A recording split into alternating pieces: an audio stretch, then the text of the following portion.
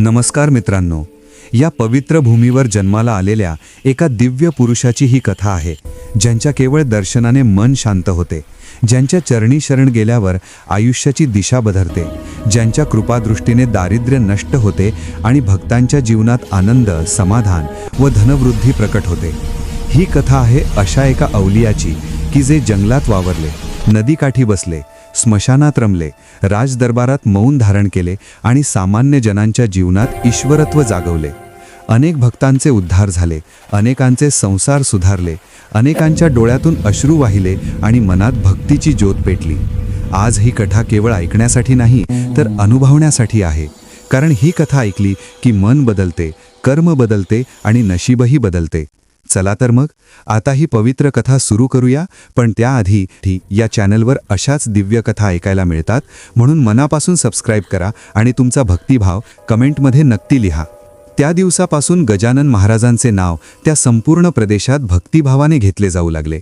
पण महाराज मात्र कोणत्याही कीर्तीपासून अलिप्त राहून जणू ईश्वराच्या इच्छेनेच वागत होते। कधी ते जंगलातील घनदाट वृक्षांमध्ये फिरत, कधी नदीकाठी शांतपणे बसून पाण्याच्या प्रवाहाकडे पाहत, तर कधी एखाद्या प्राचीन देवालयाच्या पायऱ्यांवर बसून आलेल्या भक्तांच्या अंतःकरणातील वेदना न बोलताच जाणून घेत। त्या काळी त्या प्रदेशात एक जुने आश्रम होते, ज्यात वृद्ध ऋषी तपश्चर्या करीत होते। वेदमंत्रांचा गजर होत असे, यज्ञकुंडात आहुती अर्पण केली जात असे आणि त्या आश्रमात येणाऱ्या शिष्यांना संयम, त्याग आणि भक्तीचे शिक्षण दिले जाई। एकदा त्या आश्रमातील मुख्य ऋषींना स्वप्नात दिव्य संकेत मिळाला की एका अवलियाच्या सानिध्यात आश्रमाची तपश्चर्या पूर्णत्वास जाईल। दुसऱ्या दिवशी त्यांनी महाराजांना आश्रमात येण्याचे विनम्र निमंत्रण दिले। महाराजांनी कोणतीही प्रतिक्रिया न देता फक्त स्मित केले आणि संध्याकाळी आश्रमात येऊन एका वडाच्या झाडाखाली शांतपणे बसले। त्या क्षणी संपूर्ण आश्रमात एक विलक्षण शांतता पसरली। पक्ष्यांचे कलरव थांबले, वाऱ्याची गती मंदावली आणि ऋषींना जाणवले की त्यांच्या तपश्चर्येचे फलित त्यांच्या समोर बसले आहे। त्या रात्री आश्रमात दीपोत्सव झाला, देवतांची पूजा झाली, मंत्रोच्चार झाले आणि महाराज मात्र त्या सर्व सोहळ्यापासून दूर राहून अंतर्मुख अवस्थेत होते। सकाळी आश्रमातील शिष्यांनी महाराजांच्या चरणी वंदन केले आणि आपापल्या शंका मांडल्या। कुणी संसारातील दुःख विचारले, कुणी साधनेचा मार्ग विचारला, तर कुणी धन, संतती आणि आरोग्याची याचना केली। महाराजांनी कुणालाही थेट उत्तर दिले नाही, पण प्रत्येकाला त्यांच्या अंतःकरणात उत्तर मिळाले। एका गरीब गृहस्थाने अश्रूंनी भरलेल्या डोळ्यांनी आपली व्यथा सांगितली की उपासमारीमुळे कुटुंबाचे हाल होत आहेत। महाराजांनी त्याला नदीकाठी नेले, पाण्यात हात घालायला सांगितला। त्या पाण्यातून त्याला भरपूर धान्य मिळाले। तो गृहस्थ स्तब्ध झाला आणि त्याच्या जीवनात कधीही अन्नाची कमतरता राहिली नाही। दुसऱ्या दिवशी आश्रमाजवळील राजमार्गावरून एक राजपुत्र बैलगाडीतून जात होता। त्याच्या मनात गर्व, अहंकार आणि सामर्थ्याचा उन्माद होता। त्याने महाराजांना पाहून उपहास केला, पण महाराजांनी त्याच्याकडे पाहून केवळ एक दीर्घ नजरेचा कटाक्ष टाकला। त्या क्षणी राजपुत्राच्या मनातील गर्व वितळला, त्याच्या डोळ्यात पश्चात्तापाचे अश्रू आले। तो बैलगाडीतून उतरून महाराजांच्या चरणी पडला आणि जीवनभर धर्ममार्गाने चालण्याची प्रतिज्ञा केली। अशा प्रकारे महाराजांचे अस्तित्व लोकांच्या जीवनात परिवर्तन घडवत होते, पण महाराज मात्र स्वतःला कधीच संत, अवतार किंवा महान मानत नव्हते। ते नेहमी म्हणत की मी फक्त ईश्वराची इच्छा पूर्ण करणारे एक साधन आहे। भक्ती हीच खरी संपत्ती आहे आणि ज्याच्या मनात श्रद्धा आहे त्याच्या घरात कधीही दारिद्र्य टिकत नाही। हळूहळू महाराजांची कीर्ती राजदरबारापर्यंत पोहोचली। राजा स्वतः त्यांचे दर्शन घेण्यासाठी उत्सुक झाला, पण महाराजांनी राजमहालात जाणे टाळले, कारण त्यांना जंगल, नदी आणि साध्या माणसांच्या सानिध्यातच समाधान मिळत होते। त्या काळात अनेक स्त्रिया महाराजांकडे येऊन आपली दुःखे मांडत, संसारातील क्लेश, संततीची चिंता आणि मनातील भीती। महाराज त्यांना मातेसारखा आधार देत, त्यांच्या डोक्यावर हात ठेवत आणि त्यांच्या जीवनात आशेचा दीप प्रज्वलित करत। त्या प्रदेशात एक प्राचीन शिवमंदिर होते, जिथे महाराज अनेकदा रात्री ध्यानस्थ बसत। असे म्हणतात की त्यावेळी स्वयं देवताही त्या ठिकाणी अवतरत आणि महाराजांशी अदृश्य संवाद साधत। या सर्व घटनांमुळे लोकांचा विश्वास अधिक दृढ होत गेला आणि महाराजांचे नाव केवळ नाव राहिले नाही, तर भक्ती, श्रद्धा आणि जीवन परिवर्तनाचे प्रतीक बनले। महाराजांच्या सान्निध्यात दिवसेंदिवस भक्तांची संख्या वाढत चालली होती, पण त्या वाढत्या गर्दीतही महाराजांचे जीवन अत्यंत साधे, निर्विकार आणि अंतर्मुख राहिले। ते कधी नदीच्या प्रवाहात पाय भिजवत उभे राहत, तर कधी अरण्यातील एकांतात बसून निशब्द साधना करीत। त्यांच्या आजूबाजूला असलेल्या निसर्गालाही जणू त्यांची ओढ वाटत असे. पाखरे त्यांच्या जवळ येऊन बसत, वन्य प्राणी भय न बाळगता त्यांच्या आसपास फिरत आणि वाऱ्याची मंद झुळूक जणू त्यांच्या श्वासोच्छवासाशी ताल धरत असे. त्या काळात त्या प्रदेशात एक प्राचीन वस्ती होती, जिथे लोक अत्यंत श्रद्धाळू पण भयग्रस्त होते, कारण अनेक वर्षांपासून त्या गावात अज्ञात संकटे येत होती. कधी पिके नष्ट होत, कधी रोगराई पसरत, तर कधी घराघरांत कलह वाढत. गावकऱ्यांनी अनेक देवतांची पूजा केली, यज्ञ केले, पण भय कमी झाले नाही. अखेर सर्वांनी एकत्र येऊन महाराजांकडे धाव घेतली. महाराजांनी गावाच्या सीमेजवळ असलेल्या एका पिंपळाच्या झाडाखाली बसण्याची इच्छा व्यक्त केली. त्या झाडाभोवती गावकऱ्यांनी दिवे लावले, पाणी शिंपडले आणि शांततेने बसले. महाराजांनी डोळे मिटले, दीर्घकाळ ध्यानस्थ राहिले आणि नंतर मृदू स्वरात सांगितले की या भूमीत पूर्वी एक तपस्वी साधना करीत होता, पण त्याच्या तपस्येचा अपमान झाल्याने भूमी अस्थिर झाली आहे. गावकऱ्यांनी पश्चात्तापाने मस्तक झुकवले आणि महाराजांच्या सांगण्यानुसार त्या स्थानी साधी पण भक्तिभावाने पूजा केली. त्या रात्री गावावर शांतता पसरली, लोकांना गाढ झोप लागली आणि दुसऱ्या दिवसापासून त्या गावातील संकटे हळूहळू नाहीशी होऊ लागली. यामुळे महाराजांवरील श्रद्धा अधिक दृढ झाली. पण महाराजांनी पुन्हा एकदा स्पष्ट केले की दोष कुणाचा नाही. भक्ती विसरली की भय वाढते आणि भक्ती जागी झाली की संकटे आपोआप दूर जातात. एकदा एका स्त्रीने आपल्या मुलाला घेऊन महाराजांकडे येत रडत सांगितले की तिचा मुलगा बोलत नाही, ऐकत नाही आणि लोक त्याला अपशकुनी म्हणतात. महाराजांनी त्या मुलाला जवळ घेतले, त्याच्या कपाळावर हात ठेवला आणि आईला सांगितले की भीती सोड, हा मुलगा ईश्वराच्या मौनाचा अर्थ शिकवेल. काही दिवसात तो मुलगा हळूहळू बोलू लागला आणि पुढे तोच मुलगा आश्रमात सेवा करू लागला. त्याच्या मुखातून निघणारे शब्द लोकांना शांतता देऊ लागले. अशा असंख्य घटना महाराजांच्या आजूबाजूला घडत होत्या, पण महाराज मात्र कोणत्याही चमत्काराचा गवगवा होऊ देत नसत. ते नेहमी म्हणत की भक्ती ही नदीसारखी आहे, ती शांत वाहिली तर जीवन हिरवेगार होते, पण अहंकाराचा बांध बांधला की पूर येतो. एकदा जंगलातून जात असताना महाराजांना काही लुटारूंनी घेरले. त्यांच्या हातात शस्त्रे होती आणि मनात लोभ. त्यांनी महाराजांकडे काहीही नसताना देखील धमक्या दिल्या. महाराज शांतपणे त्यांच्यासमोर उभे राहिले आणि त्यांच्याकडे करुणेने पाहिले. त्या नजरेत इतकी शांती होती की लुटारूंच्या हातातील शस्त्रे खाली पडली, त्यांच्या मनातील क्रूरता वितळली आणि ते सर्व महाराजांच्या चरणी बसून रडू लागले. पुढे तेच लोक जंगलातील यात्रेकरूंचे रक्षण करू लागले. या सर्व घटनांमुळे लोकांच्या मनात एकच भावना निर्माण झाली की महाराज म्हणजे केवळ व्यक्ती नाहीत, तर चालता बोलता तीर्थ आहेत. त्यांच्या दर्शनाने मन शुद्ध होते आणि कर्माचा मार्ग बदलतो. अशा प्रकारे महाराजांचा प्रभाव संपूर्ण प्रदेशात पसरत गेला आणि प्रत्येक दिवसाबरोबर त्यांच्या कथांमध्ये भक्तीचा नवा अध्याय जोडला जात होता. महाराजांच्या या वाढत्या प्रभावामुळे अनेकांच्या अंतःकरणात भक्ती जागृत झाली, पण त्याचवेळी काहींच्या मनात शंका आणि मत्सरही निर्माण झाला. विशेषतः काही विद्वान पंडित आणि कर्मकांडात अडकलेले लोक महाराजांच्या साधेपणाला कमी लेखू लागले. त्यांना वाटू लागले की शास्त्र, मंत्र, विधी यांशिवाय असा प्रभाव कसा काय संभवतो. या शंकेपोटी त्यांनी महाराजांची परीक्षा घेण्याचे ठरवले. एक दिवस ते सर्व एकत्र येऊन महाराजांकडे गेले. त्यांच्या हातात ग्रंथ होते, यज्ञ सामग्री होती आणि मनात गर्व होता. त्यांनी महाराजांना कठीण प्रश्न विचारले. वेद, पुराण, कर्मकांड यावर चर्चा छेडली. महाराज शांतपणे त्यांचे बोलणे ऐकत राहिले आणि नंतर फक्त एवढेच म्हणाले की ग्रंथ डोळ्यांनी वाचले जातात, पण भक्ती हृदयाने अनुभवली जाते.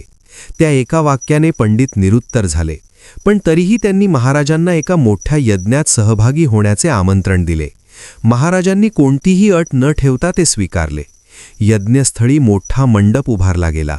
वेदमंत्रांचा घोष सुरू झाला. आहुती पडू लागल्या, पण काही कारणाने अग्नी प्रज्वलित होईना. अनेक प्रयत्न झाले, मंत्रोच्चार झाले, पण अग्नी पेटेना. वातावरणात अस्वस्थता पसरली. तेव्हा महाराज शांतपणे पुढे आले. त्यांनी कुठलाही मंत्र उच्चारला नाही, केवळ डोळे मिटून अंतःकरणातून प्रार्थना केली आणि क्षणार्धात यज्ञाग्नी प्रज्वलित झाला. उपस्थित सर्वजण स्तब्ध झाले. त्या क्षणी पंडितांच्या अहंकाराचा भस्म झाला. त्यांनी महाराजांच्या चरणी मस्तक टेकवले आणि महाराजांनी त्यांना नम्रतेचे महत्त्व सांगितले. त्याच काळात एका दूरच्या प्रदेशातून एक राजकन्या आली. तिच्या जीवनात वैभव होते, पण मनात प्रचंड रिकामेपणा होता. तिला कोणतेही सुख समाधान देत नव्हते. ती महाराजांच्या दर्शनासाठी आली. महाराजांनी तिच्याकडे पाहून सांगितले की खरे वैभव बाहेर नसते, ते अंतर्मनात असते. त्या शब्दांनी तिच्या मनातील गोंधळ शांत झाला आणि पुढे तिने राजसुखाचा त्याग करून सेवाभावी जीवन स्वीकारले. त्या प्रदेशात एक प्राचीन नदी होती, जिच्या काठावर अनेक वर्षांपासून लोक भयभीत होते, कारण दरवर्षी ती नदी पूर आणत असे. एकदा महाराज त्या नदीकाठी गेले. त्यांनी पाण्यात उतरून ध्यान केले आणि नदीला शांत राहण्याचा संदेश दिला. त्यानंतर अनेक वर्षे त्या नदीने कोणताही विध्वंस केला नाही. लोकांनी त्या काठावर देवालय उभारले आणि महाराजांच्या नावाने पूजा सुरू केली. पण महाराजांनी नेहमीच सांगितले की देवालय दगडाचे नसते, तर श्रद्धेचे असते. जो मनात भक्ती ठेवतो तोच खरा मंदिर असतो. अशा प्रकारे महाराजांचे उपदेश लोकांच्या जीवनाचा मार्गदर्शक बनत गेले. त्यांच्या साध्या वाक्यांतून गूढ तत्वज्ञान प्रकट होत होते आणि सामान्य माणसालाही जीवनाचा अर्थ उमगू लागला. महाराज जिथे जात तिथे परिवर्तन घडत होते, पण तरीही ते स्वतःला काहीच मानत नव्हते. त्यांचे जीवन म्हणजे त्याग, करुणा आणि भक्ती यांचे मूर्त स्वरूप होते. आणि या सर्व घटनांमुळे त्या काळातील समाजात एक नवी जागृती निर्माण झाली, जी पुढे अनेक पिढ्यांसाठी प्रेरणादायी ठरणार होती. महाराजांच्या या लीला आणि उपदेशांमुळे संपूर्ण प्रदेशात भक्तीचा सुवास दरवळू लागला. पण भक्ती वाढली तशीच अंतर्गत परीक्षा देखील सुरू झाली. कारण महाराज नेहमीच सांगत की श्रद्धा ही फक्त सुखात नाही तर दुःखातही टिकली पाहिजे. एकदा त्या प्रदेशात दीर्घकाळ पाऊस पडत राहिला. नद्या ओसंडून वाहू लागल्या, काही वस्त्या पाण्यात गेल्या. लोक भयभीत झाले. अनेकांनी महाराजांना विनवणी केली की या संकटातून मुक्ती द्यावी. महाराजांनी सर्वांना नदीकाठी एकत्र बसवले, दिवे लावले आणि सांगितले की आधी मनातील भय शांत करा, कारण भयच संकटाला मोठे करते. लोकांनी डोळे मिटून महाराजांच्या सांगण्यानुसार अंतर्मनात प्रार्थना केली. काही काळात पावसाचा जोर कमी झाला, नदी शांत झाली आणि लोकांनी समजून घेतले की संकटावर विजय हा आधी मनात मिळवावा लागतो. त्या दिवसानंतर अनेकांनी महाराजांच्या चरणी आपली अहंकाराची ओझी ठेवली. एकदा एका श्रीमंत व्यापाऱ्याने महाराजांकडे येऊन मोठ्या देणगीची इच्छा व्यक्त केली. त्याला वाटत होते की धन अर्पण केल्याने पुण्य मिळेल. महाराजांनी त्याला विचारले की तुझे मन किती रिकामे आहे. व्यापारी निरुत्तर झाला. महाराजांनी सांगितले की रिकाम्या हाताने दिलेले प्रेम मोठे असते, भरलेल्या हाताने दिलेले धन नाही. त्या व्यापाऱ्याचे मन बदलले. त्याने धनाचा गर्व सोडला आणि गरजू लोकांची सेवा सुरू केली. त्याच्या जीवनात समाधान आले. अशा अनेक उदाहरणांतून महाराज लोकांना समजावत होते की धन, सत्ता, ज्ञान हे सर्व साधनं आहेत, साध्य नाहीत. एकदा जंगलात राहणाऱ्या एका वृद्ध साधूने महाराजांची भेट घेतली. त्याने सांगितले की अनेक वर्षे तपश्चर्या करूनही मन शांत होत नाही. महाराजांनी त्याला सांगितले की तपश्चर्या बाहेर चालू आहे, पण आत अहंकार टिकून आहे. त्या साधूने डोळे मिटले आणि त्याच्या अंतःकरणात खोल बदल झाला. पुढे तो साधू महाराजांच्या सानिध्यात सेवा करू लागला. त्या प्रदेशात एक प्राचीन देवीचे मंदिर होते, जिथे वर्षातून एकदा मोठा उत्सव होत असे. महाराज त्या उत्सवाला उपस्थित राहिले, पण कोणत्याही विशेष स्थानावर न बसता साध्या भक्तांमध्ये बसले. देवीची आरती सुरू असताना महाराजांच्या डोळ्यांतून अश्रू वाहू लागले. त्या अश्रूंमध्ये कृतज्ञता, करुणा आणि भक्ती एकत्र मिसळलेली होती. उपस्थित भक्तांना जाणवले की खरी पूजा ही अंतःकरणात होते, विधी फक्त माध्यम असतात. त्या उत्सवानंतर अनेकांनी आपापल्या जीवनात साधेपणा स्वीकारला. कलह कमी झाले आणि घराघरात शांतता नांदू लागली. एकदा एका युवकाने महाराजांना विचारले की आयुष्यात योग्य मार्ग कसा ओळखावा. महाराजांनी त्याला सांगितले की ज्या मार्गाने चालताना मन हलके होते तोच योग्य मार्ग. जिथे अहंकार वाढतो तो मार्ग सोड. त्या साध्या शब्दांनी त्या युवकाचे संपूर्ण जीवन बदलले. पुढे तो युवक अनेकांना सद्मार्गावर आणणारा झाला. अशा प्रकारे महाराजांची वाणी, त्यांचे मौन, त्यांची नजर आणि त्यांचे अस्तित्व लोकांच्या जीवनात दीपस्तंभासारखे कार्य करू लागले. महाराज स्वतः मात्र कधीही थांबले नाहीत. ते सतत एका ठिकाणाहून दुसऱ्या ठिकाणी जात. कुठे नदीकाठी, कुठे अरण्यात, कुठे मंदिरात आणि प्रत्येक ठिकाणी भक्तीचं बीज रोवून पुढे निघून जात. त्यांच्या जाण्याने लोकांचे डोळे भरत, पण मनात आशा राहत, कारण महाराजांनी दिलेली शिकवण त्यांच्या हृदयात कायमची कोरली जात होती. आणि या सर्व घटनांनी हे स्पष्ट झाले की महाराजांचे कार्य केवळ चमत्कार घडवणे नव्हते, तर माणसाला माणूसपणाची जाणीव करून देणे होते. भक्तीच्या माध्यमातून जीवन शुद्ध करणे होते. आणि म्हणूनच महाराजांचा मार्ग काळाच्या पलीकडे जाणारा ठरला. महाराजांच्या या अविरत प्रवासात एक वेळ अशी आली की त्यांनी एका घनदाट अरण्यात दीर्घकाळ निवास करण्याचे ठरवले. त्या अरण्यात उंच वृक्षांची दाट छाया होती. मधूनच वाहणारी एक पवित्र नदी होती आणि तिच्या काठी एक जुने विस्मृतीत गेलेले आश्रमाचे अवशेष होते. त्या ठिकाणी पूर्वी महान ऋषी तपश्चर्या करीत असत असे वृद्ध सांगत. महाराज त्या आश्रमाच्या अवशेषांमध्ये बसून ध्यान करू लागले. दिवसेंदिवस त्यांच्या साधनेची तीव्रता वाढत गेली. अरण्यातील निसर्ग जणू त्यांच्या साधनेचा साक्षीदार झाला. वारा हळू वाहू लागला, पानांची सळसळ मंद झाली आणि नदीचा नाद अधिक गूढ भासू लागला. त्या काळात आसपासच्या गावांतील लोकांना स्वप्नांतून संकेत मिळू लागले की अरण्यात एक दिव्य पुरुष साधना करीत आहे. अनेक भक्त जंगलाचा कठीण मार्ग पार करून महाराजांकडे येऊ लागले. कोणी फळे अर्पण करीत, कोणी पाणी, तर कोणी फक्त नतमस्तक होत. महाराज सर्वांना समान दृष्टीने पाहत. त्या अरण्यात एक वेळ अशी आली की काही दुष्ट प्रवृत्तीचे लोक तेथे आले. त्यांना महाराजांची साधना खटकत होते. त्यांनी आश्रमाचे अवशेष नष्ट करण्याचा विचार केला. पण जेव्हा ते महाराजांच्या जवळ आले तेव्हा त्यांच्या मनात भीती निर्माण झाली. त्यांचे पाय थरथर कापू लागले आणि ते आपोआप माघारे फिरले. या घटनेनंतर लोकांचा विश्वास अधिक दृढ झाला की महाराजांच्या सानिध्यात अधर्म टिकू शकत नाही. त्या अरण्यातच एकदा एका वृद्ध स्त्रीने महाराजांकडे येऊन आपली कहाणी सांगितली. तिचा संसार उद्ध्वस्त झाला होता. मुलगे दूर गेले होते आणि ती एकटी पडली होती. महाराजांनी तिच्या डोक्यावर हात ठेवून सांगितले की तू एकटी नाहीस, ईश्वर तुझ्यासोबत आहे. त्या शब्दांनी तिच्या मनातील भीती नाहीशी झाली आणि पुढे ती स्त्री अरण्यातील देवालयाची सेवा करू लागली. तिच्या जीवनाला नवा अर्थ मिळाला. त्या अरण्यातील नदीकाठी महाराज अनेकदा रात्री बसून ध्यान करत. असे म्हणतात की त्यावेळी आकाशात तारे अधिक तेजस्वी दिसत आणि नदीचे पाणी चंद्रप्रकाशात चांदीसारखे चमकत असे. काही भक्तांनी त्या दिव्य दृश्यांचे वर्णन करताना सांगितले की त्या क्षणी काळ थांबल्यासारखा वाटत असे. एकदा एका तरुणाने महाराजांना विचारले की इतक्या एकांतात राहून तुम्हाला एकटेपणा वाटत नाही का? महाराज हसून म्हणाले की जिथे ईश्वर आहे तिथे एकटेपणा कसा असेल? या उत्तराने त्या तरुणाच्या मनातील अनेक शंका दूर झाल्या. तो तरुण पुढे गावोगावी जाऊन महाराजांची शिकवण सांगू लागला. त्या अरण्यातच एक प्राचीन यज्ञकुंड होते, ज्यात अनेक वर्षांपासून अग्नी प्रज्वलित झाला नव्हता. महाराजांनी त्या कुंडाजवळ बसून मौन साधना केली. काही वेळातच त्या कुंडातून अग्नी प्रकट झाला, पण महाराजांनी कोणताही उत्सव केला नाही. त्यांनी फक्त एवढेच सांगितले की श्रद्धा जागी झाली की विस्मृतीत गेलेलेही पुन्हा जागृत होते. या घटनेनंतर अरण्यातील आश्रम पुन्हा जिवंत झाला. साधक, तपस्वी, भक्त येथे येऊ लागले. पण महाराजांनी स्वतःला कधीही आश्रम प्रमुख मानले नाही. ते नेहमीच एका साध्या सेवकासारखे वागत.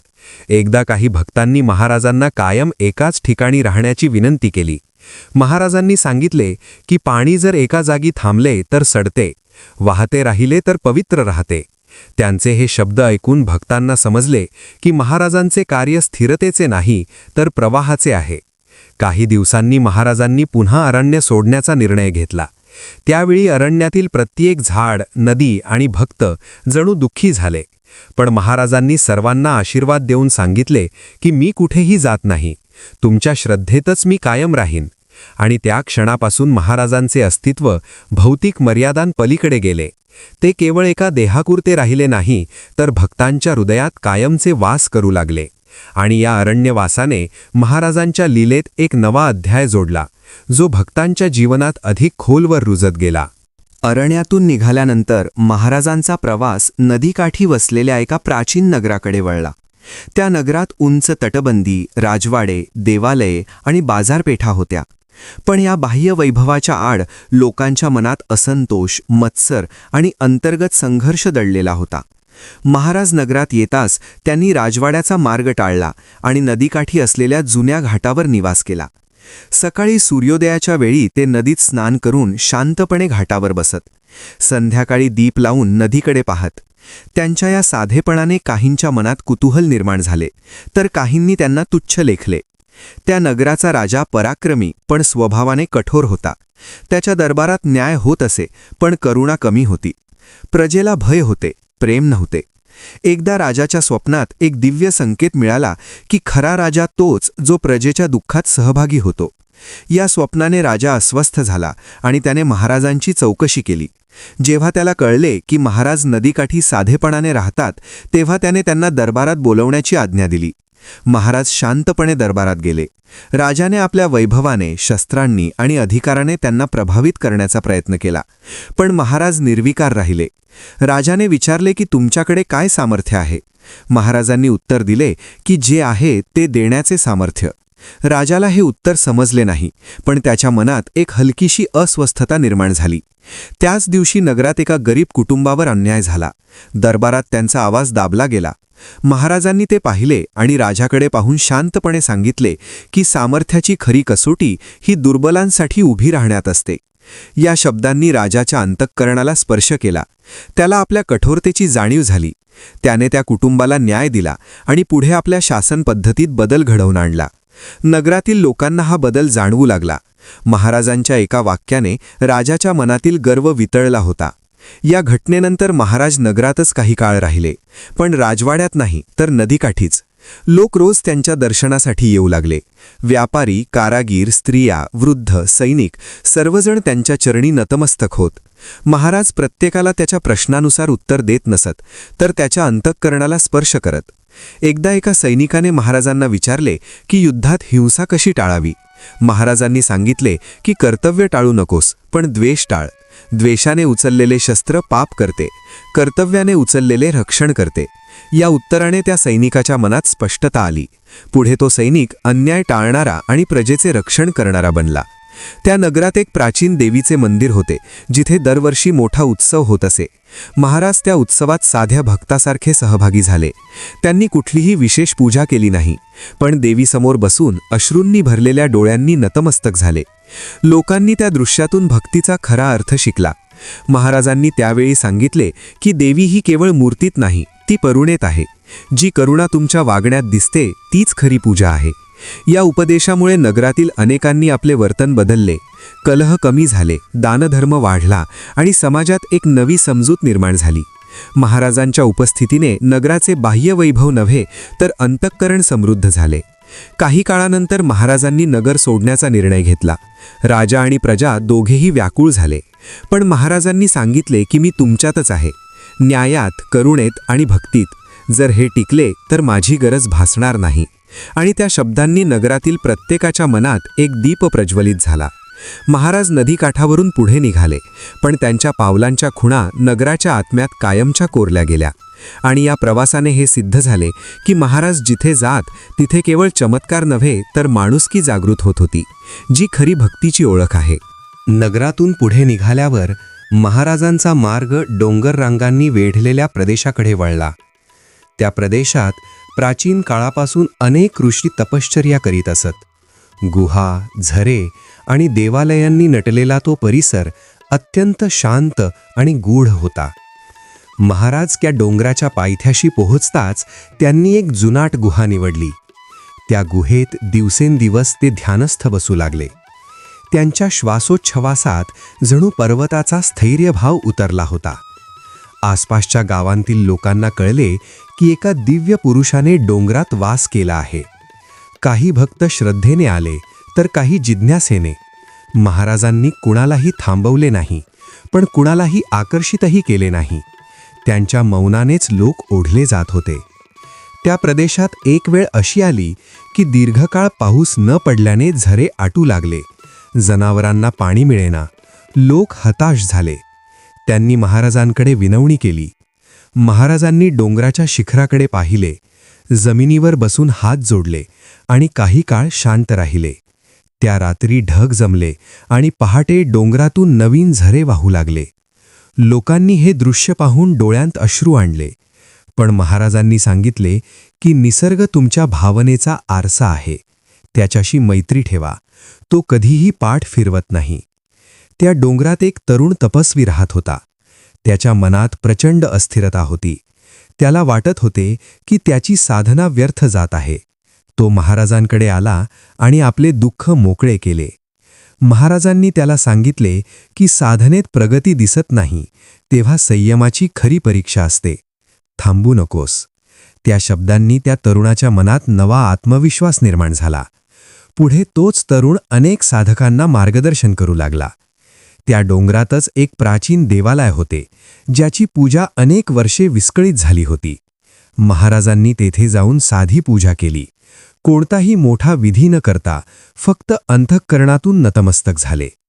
त्या दिवसानंतर लोकांनी पुन्हा त्या देवालयात श्रद्धेने येणे सुरू केले आणि विस्मृतीत गेलेले स्थान पुन्हा जिवंत झाले. महाराजांच्या उपस्थितीने त्या प्रदेशातील भय कमी झाले, कारण डोंगरातील वाघ, सर्प यांची भीती लोकांच्या मनात होती. पण महाराजांच्या सान्निध्यात कुणालाही इजा झाली नाही. लोक म्हणू लागले की जिथे अहिंसा असते तिथे हिंसा निघून जाते. एकदा काही प्रवासी डोंगरात भरकटले. अंधार पडला. त्यांनी महाराजांचे नाव घेतले आणि अचानक त्यांना मार्ग सापडला. ते सुरक्षितपणे गावात पोहोचले. या घटनेनंतर महाराजांचे नाव संकटातून मार्ग दाखवणारे बनले. पण महाराजांनी नेहमीच सांगितले की मी मार्ग दाखवत नाही, तुमची श्रद्धाच तुम्हाला मार्ग दाखवते. या डोंगरवासाने महाराजांच्या लीलेत आणखी एक पैलू जोडला. तो म्हणजे स्थैर्य, संयम आणि निसर्गाशी एकरूप होण्याचा. काही काळानंतर महाराजांनी पुन्हा प्रवास सुरू करण्याचा संकेत दिला. डोंगरातील साधक, भक्त आणि ग्रामस्थ व्याकुळ झाले. पण महाराजांनी सर्वांना आशीर्वाद देऊन सांगितले की स्थैर्य ठिकाणात नसते, ते मनात असते. आणि जिथे मन स्थिर आहे तिथे मी आहे. या शब्दांनी लोकांच्या अंतःकरणात खोल ठसा उमटला. महाराज डोंगर उतरून पुढे निघाले. पण त्या पर्वताच्या शांततेत, झऱ्यांच्या नादात आणि भक्तांच्या श्वासात त्यांची उपस्थिती कायमची मिसळली. आणि या टप्प्याने हे अधोरेखित झाले की महाराज केवळ संकट हरण करणारे नाहीत, तर माणसाला स्वतःच्या अंतःकरणातील डोंगर चढायला शिकवणारे आहेत, जिथे शिखर गाठल्यावर शांती स्वतःहून अवतरते. डोंगर उतरून पुढे जात असताना महाराज एका विस्तीर्ण वनप्रदेशात पोहोचले. त्या वनात उंच साल, साग आणि वडपिंपळाची झाडे होती. मधूनच वाहणारी एक पवित्र नदी वनाला 2 भागांत विभागत होती.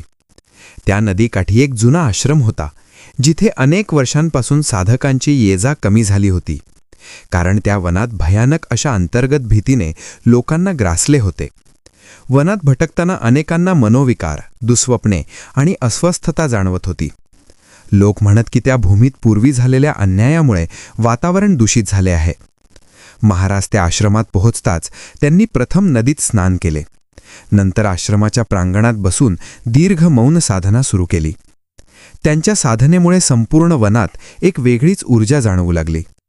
पानांची सळसळ मृदू झाली, पक्ष्यांचा कलरव पुन्हा ऐकू येऊ लागला आणि रात्री आकाश अधिक स्वच्छ भासू लागले. आसपासच्या गावातील लोकांनाही बदलती अनुभूती जाणवली. अनेकांनी धैर्य एकवटून महाराजांकडे येणे सुरू केले. कोणी आपल्या भयाची कथा सांगत होते, कोणी रात्री पडणाऱ्या दुःस्वप्नांची, तर कोणी मनातल्या अंधाराची. महाराज प्रत्येकाचे बोलणे शांतपणे ऐकत आणि त्यांना सांगत की भय हे बाहेर नसते, ते आपल्या आत असते आणि ज्या क्षणी आपण त्याला पाहतो त्या क्षणी त्याची ताकद कमी होते. एकदा एका युवकाने सांगितले की तो ध्यान करताच त्याला भीती वाटते. महाराजांनी त्याला नदीकाठी नेले, पाण्याकडे पाहायला सांगितले आणि विचारले की पाणी वाहताना घाबरते का? युवकाने नकारार्थी मान हलवली. महाराज म्हणाले की तूही वाहत राहा, थांबू नकोस. त्या साध्या उपदेशाने त्या युवकाच्या साधनेत स्थिरता आली. पुढे तोच युवक आश्रमाचा आधारस्तंभ बनला. त्या वरातच एक प्राचीन मंदिर होते, जे अर्धवट भग्न अवस्थेत होते. लोक तेथे जाण्यास घाबरत.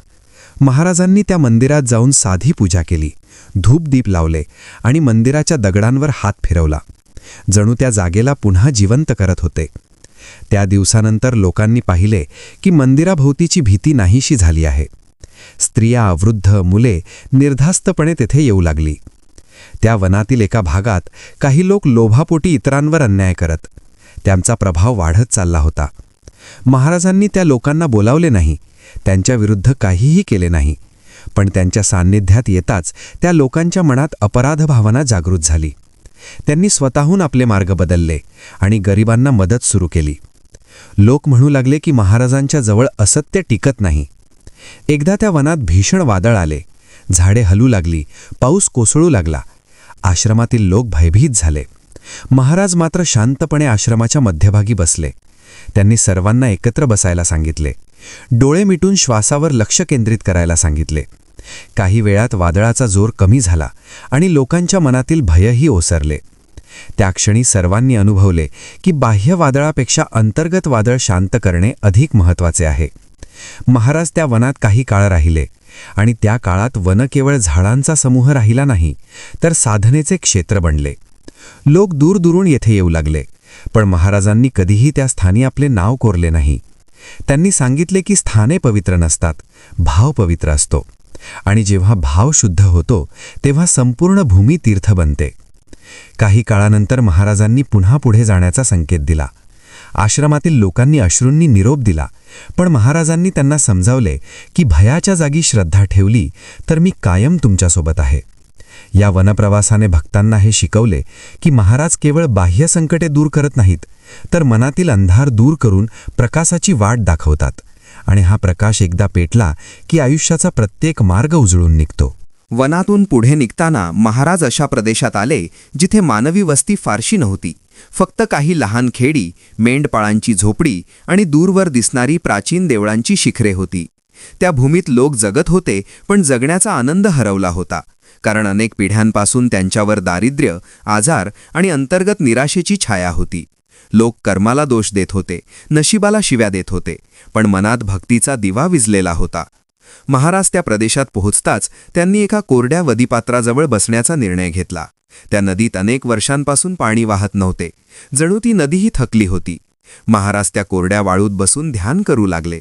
दिवस गेले, रात्री गेल्या, पण महाराज हलले नाहीत. त्यांच्या साधनेत इतकी तल्लीनता होती की आसपासच्या लोकांना कुतूहल वाटू लागले.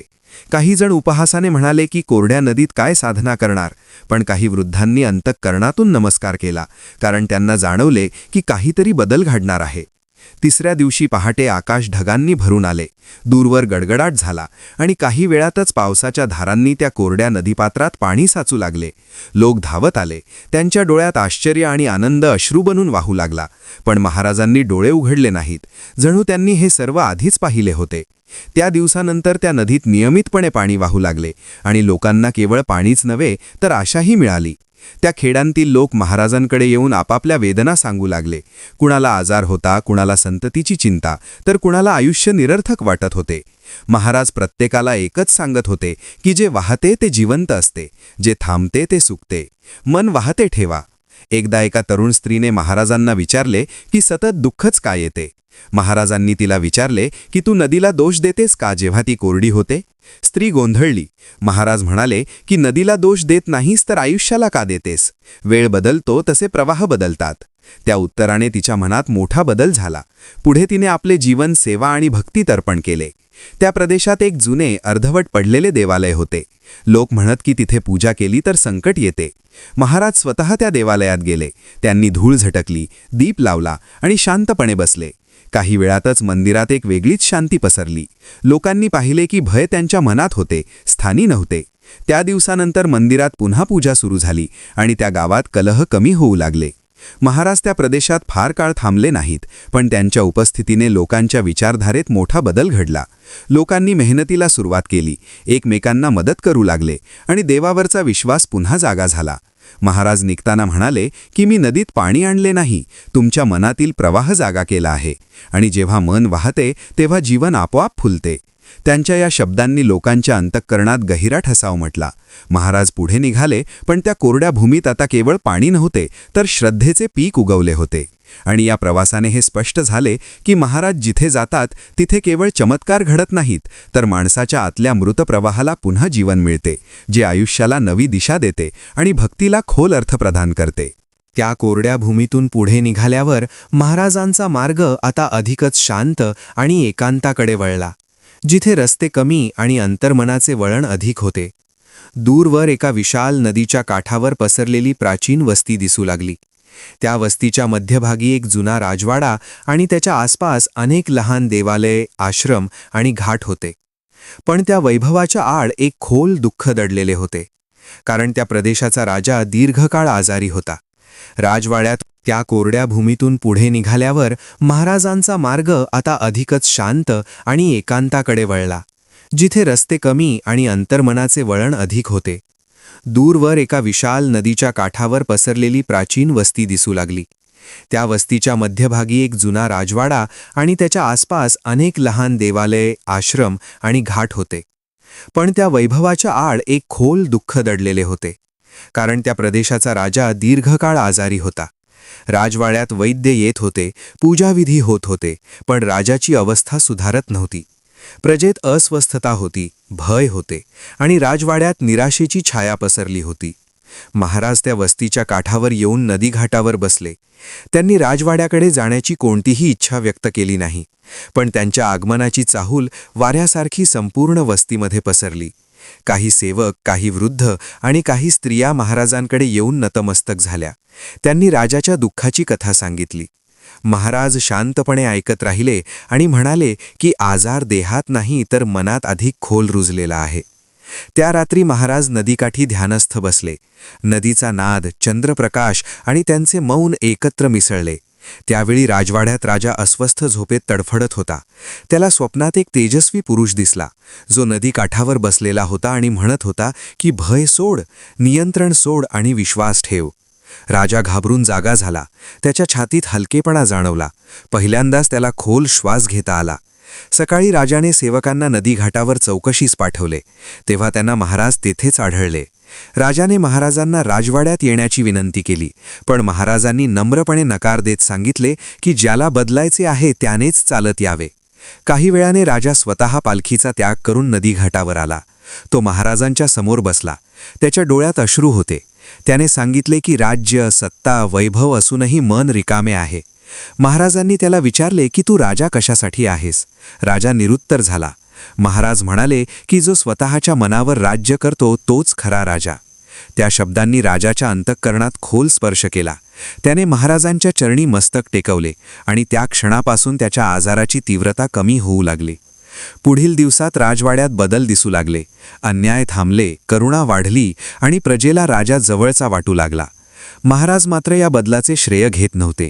ते नेहमी म्हणत की बदल मी घडवत नाही, बदल घडायला तयार असलेली मने मला सापडतात.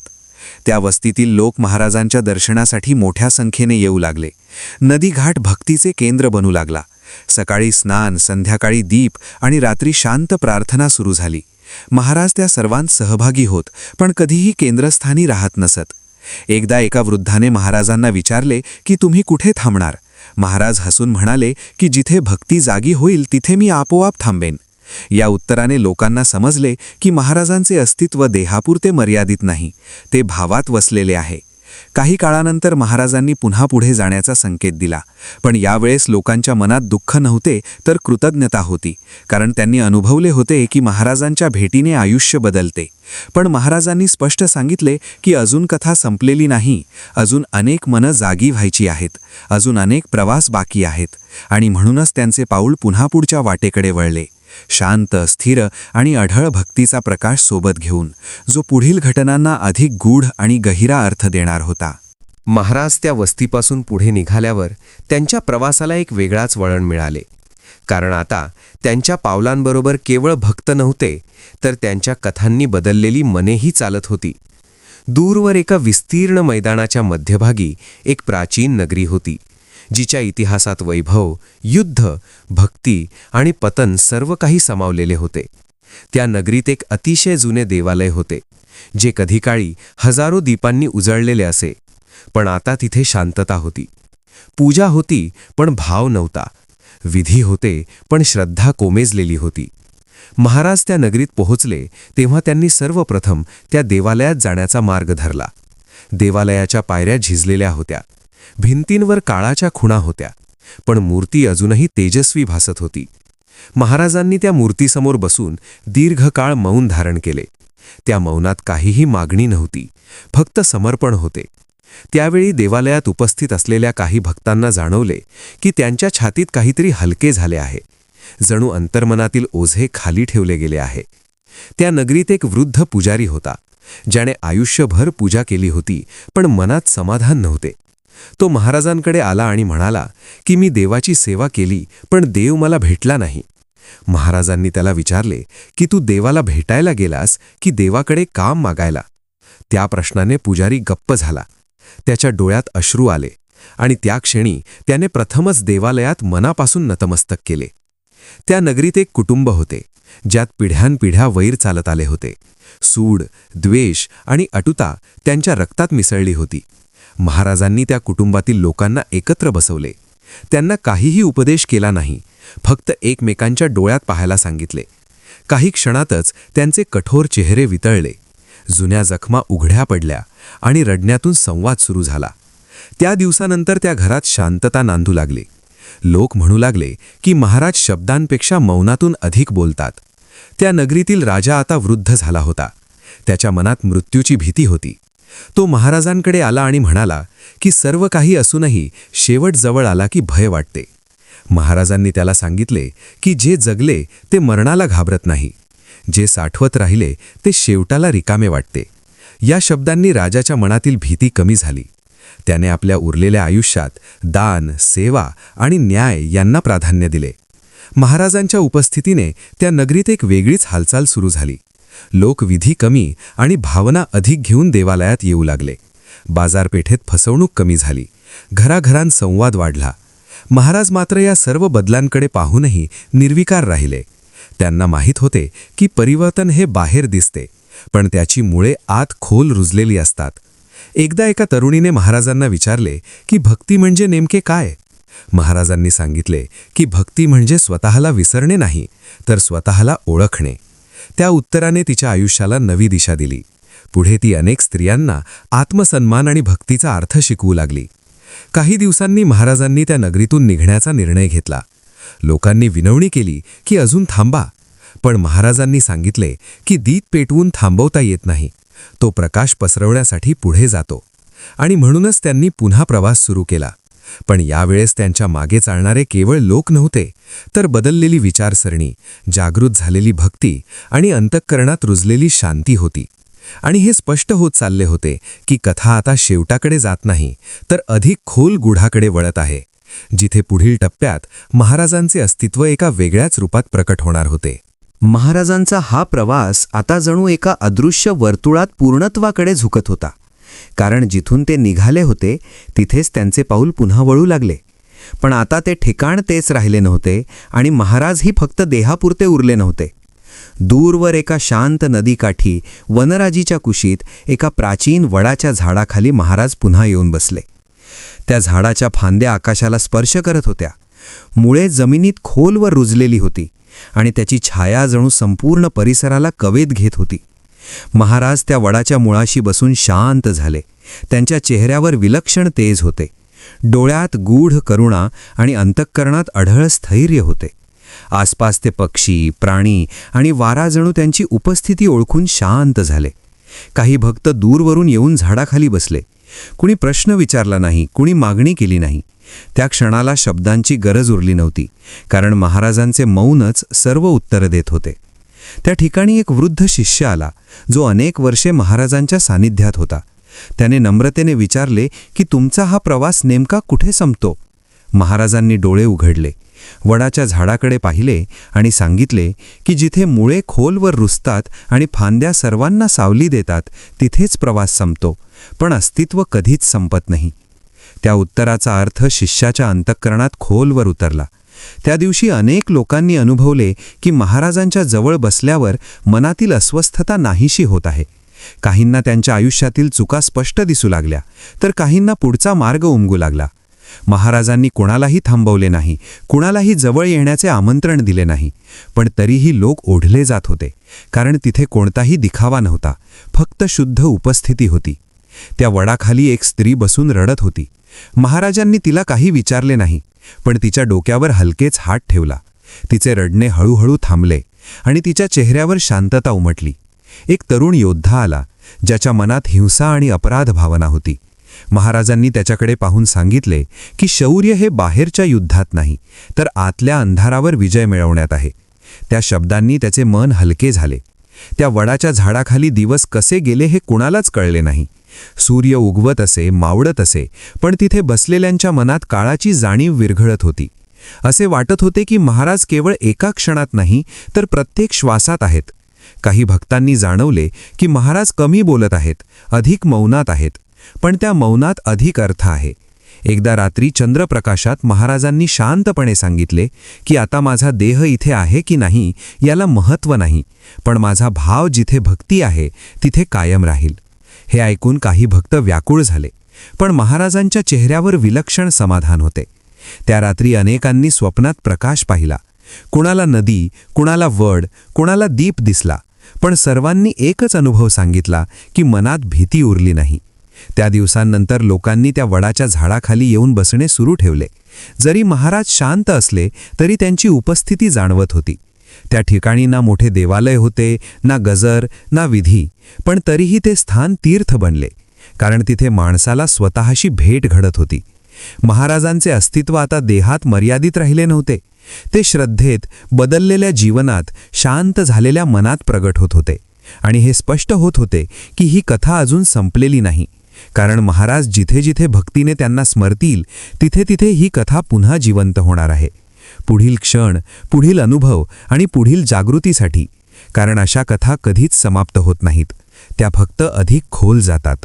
वडाच्या झाडाखालील त्या शांततेनंतरही महाराजांचे अस्तित्व अधिकच सूक्ष्म आणि व्यापक होत गेले, कारण त्यांच्या मौनातून उमटणारी अनुभूती आता दूरदूरच्या प्रदेशांत पोहोचू लागली होती.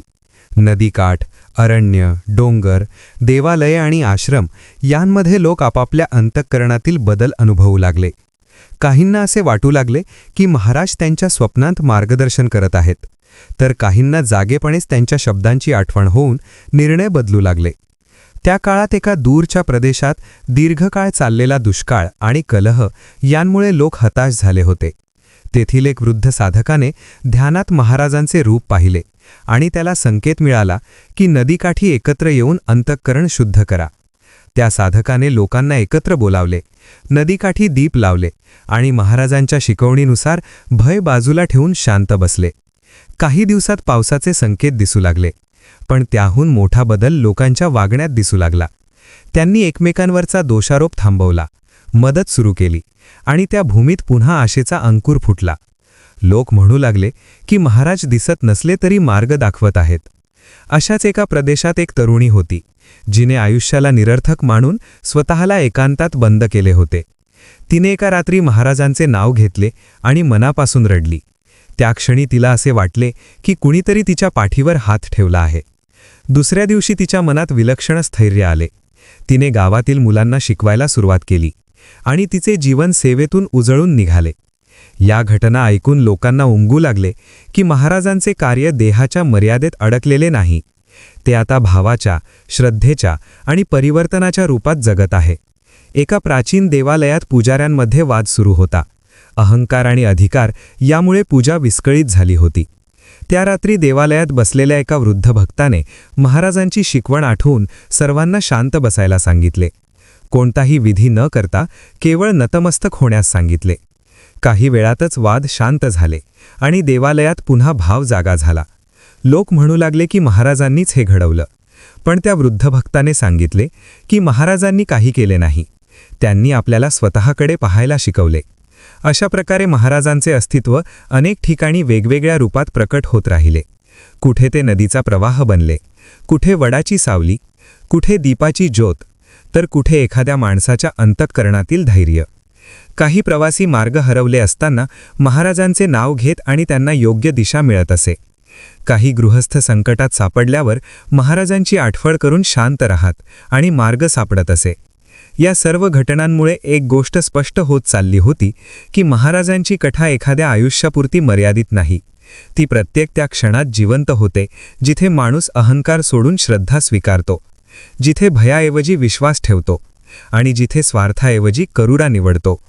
वडाच्या झाडाखाली बसलेले महाराज आता दिसत नसले तरी त्यांच्या शिकवणीने लोकांच्या जीवनात मुळे घट्ट रोवली होती. आणि त्या मुळांमधून नव्या फांद्या फुटत होत्या, ज्या पुढील पिढ्यांना सावली देणार होत्या. या प्रवाहात कुठेही पूर्णविराम नव्हता, कारण महाराजांची कथा म्हणजे एका ठिकाणी थांबलेली गोष्ट नव्हे, तर चालत राहणारी, वाहत राहणारी आणि प्रत्येकाच्या जीवनात वेगवेगळ्या रूपात प्रकट होणारी एक अखंड भक्तिधारा होती, जी अजूनही पुढेच चालू आहे आणि पुढेही चालू राहणार आहे. अशा प्रकारे महाराजांची कथा एका देहापुरती, एका स्थळापुरती किंवा एका काळापुरती कधीच राहिली नाही. कारण ज्या क्षणी त्यांनी स्वतःला विसर्जित केले, त्या क्षणीच ते हजारो अंतःकरणात स्थिर झाले. वडाच्या झाडाखालील ती शांतता आता केवळ त्या ठिकाणापुरती उरली नव्हती. ती प्रत्येक त्या माणसाच्या श्वासात मिसळली होती, ज्याने अहंकार सोडून नम्रता स्वीकारली, ज्याने भयाऐवजी श्रद्धा धरली आणि ज्याने स्वार्थाऐवजी करुणेचा मार्ग निवडला. काही काळानंतर लोकांनी पाहिले की महाराजांचा देह त्या वडाखाली दिसेनासा झाला, पण त्यांच्या अनुपस्थितीतही त्या स्थानी येणाऱ्या भक्तांना तीच शांती, तोच आधार आणि तोच अंतर्मनाचा स्पर्श जाणवत होता. जणू महाराज सांगत होते की देह नसेल तरी भाव आहे, शब्द नसतील तरी मार्ग आहे आणि रूप दिसणार नाही तरी कृपा आहे. त्या प्रदेशात पुढील पिढ्यांनी त्या वडाच्या झाडाला देवासमान मानले, पण महाराजांच्या शिकवणीप्रमाणे त्यांनी कधीही त्या स्थळालाच अंतिम सत्य मानले नाही. त्यांनी आपापल्या जीवनात भक्ती, सेवा, संयम आणि करुणा जपली. जंगलात राहणाऱ्यांनी निसर्गाशी मैत्री ठेवली, नदीकाठी राहणाऱ्यांनी प्रवाहाचा आदर केला, नगरात राहणाऱ्यांनी न्याय आणि सहानुभूती जपली आणि गृहस्थांनी संसारात राहूनही अंतर्मन स्वच्छ ठेवण्याचा प्रयत्न केला. महाराजांची आठवण एखाद्या संकटात नाव घेण्यापुरती मर्यादित राहिली नाही, तर प्रत्येक निर्णयाच्या वेळी, प्रत्येक द्वंद्वाच्या क्षणी आणि प्रत्येक दुःखात आधार बनली. लोक म्हणू लागले की महाराज भेटत नाहीत पण सोडतही नाहीत. काही वृद्ध भक्तांनी आपल्या शेवटच्या श्वासात सांगितले की आम्ही महाराजांना पाहिले नाही, पण आमचे आयुष्य त्यांच्या शिकवणीने उजळले आणि तेच खरे दर्शन आहे.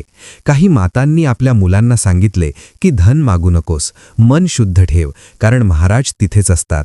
काही साधकांनी आपल्या शिष्यांना सांगितले की मोठे चमत्कार शोधू नकोस, रोजच्या वागण्यात बदल झाला की तोच चमत्कार असतो. अशा प्रकारे महाराजांची कथा कुठेही थांबली नाही. ती नवे रूप घेत राहिली, नवे अर्थ धारण करत राहिली आणि प्रत्येक त्या माणसासाठी जिवंत राहिली, ज्याने ती मनापासून ऐकली आणि जीवनात उतरवली. शेवटी लोकांना उमगले की महाराजांनी कधीही स्वतःभोवती केंद्र निर्माण केले नाही. त्यांनी माणसाला स्वतःकडे वळवले आणि म्हणूनच ही कथा इथे संपत नाही, ती फक्त इथे शांत होते. कारण खरी समाप्ती तेव्हा होते जेव्हा बदल थांबतो आणि महाराजांचा बदलाचा प्रवाह अजूनही वाहत आहे. प्रत्येक त्या हृदयात जिथे श्रद्धा जिवंत आहे, करुणा जागी आहे आणि भक्ती हा केवळ शब्द न राहता जीवनाचा श्वास बनलेला आहे. आणि म्हणूनच असे म्हणतात की गजानन महाराज कुठे गेले नाहीत, कारण जे अंतःकरण बदलतात ते कधीच जात नाहीत, ते कायम राहतात. काळाच्या पलीकडे, देहाच्या पलीकडे आणि शब्दांच्या पलीकडे. मित्रांनो, आज आपण ऐकलेली ही पवित्र कथा केवळ शब्दांची नव्हती, तर श्रद्धेची, अनुभवाची आणि अंतःकरणाला स्पर्श करणारी होती. अशी कथा ऐकताना मन शांत होते, विचार शुद्ध होतात आणि जीवनाकडे पाहण्याची दृष्टी बदलते. जर या कथेतील एखादाही प्रसंग तुमच्या मनाला भेडला असेल, डोळ्यांत पाणी आणले असेल किंवा मनात भक्तीची ज्योत प्रज्वलित झाली असेल, तर हे समजा की महाराजांची कृपा तुमच्यावर आहे. अशा दिव्य कथा पुन्हा पुन्हा ऐकण्यासाठी, भक्तीचा हा प्रवाह अखंड चालू ठेवण्यासाठी आणि तुमच्या जीवनात सकारात्मक बदल घडवण्यासाठी आमच्यासोबत जोडलेले रहा. तुमचा एक छोटासा पाठिंबा आमच्यासाठी मोठी प्रेरणा आहे आणि तुमची एक भक्तिपूर्ण प्रतिक्रिया इतर भक्तांनाही या मार्गावर आणू शकते. म्हणून मनापासून, श्रद्धेने आणि विश्वासाने पुढील ओळ नक्की लक्षात ठेवा आणि त्यानुसार कृती करा.